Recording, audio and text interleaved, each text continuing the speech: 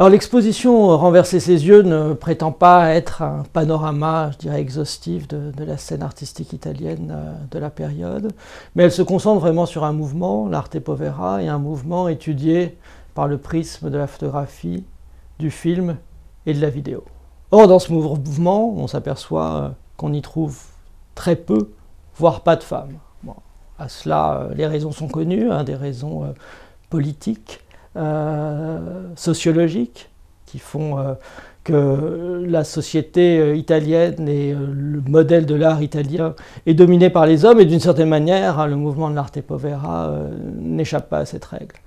C'est en cela d'ailleurs un peu contradictoire, parce que autant le mouvement se veut d'une certaine manière en rupture avec un certain ordre bourgeois, il y a tout de même une dimension de révolte dans ce mouvement, autant finalement, lorsqu'il est question des rapports hommes-femmes, il reste très patriarcal, pour utiliser un mot très usité aujourd'hui. Finalement, la seule femme qui soit véritablement associée à l'arte povera à cette période, c'est Marisa Merz, qui est elle-même l'épouse d'un autre protagoniste de l'arte povera, Mario Merz. Mais Marisa Merz est présente dans quelques expositions du mouvement, mais toujours de manière marginale, et c'est finalement que beaucoup plus tard, dans les années 80-90, qu'elle sera véritablement rattachée à la mouvance de l'arte povera. Il y a quelques autres femmes, Carla Lonzi, Anne-Marie Boetti, mais qui sont plus critiques qu'artistes et qui donc ne figurent pas dans l'exposition. Nous avons souhaité néanmoins inclure quelques figures féminines, mais celles-ci sont rattachées de manière souvent très indirecte à l'arte povera. C'est Elisabetta Catalano, par exemple, qui a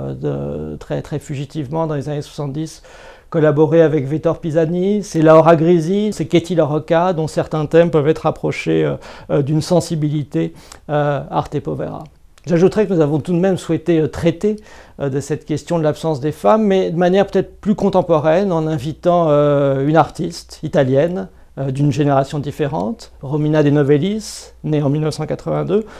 à faire un certain nombre de performances pendant la durée de l'exposition. Romina De Novellis connaît bien évidemment très bien le mouvement de l'arte povera. Elle a déjà fait des performances qui font écho à certains thèmes de l'arte povera, et elle viendra faire 4 performances qui traitent de questions traitées par l'arte povera, mais dans une dimension très différente, voire parfois opposée, et qu'on qualifiera davantage d'éco-féministe.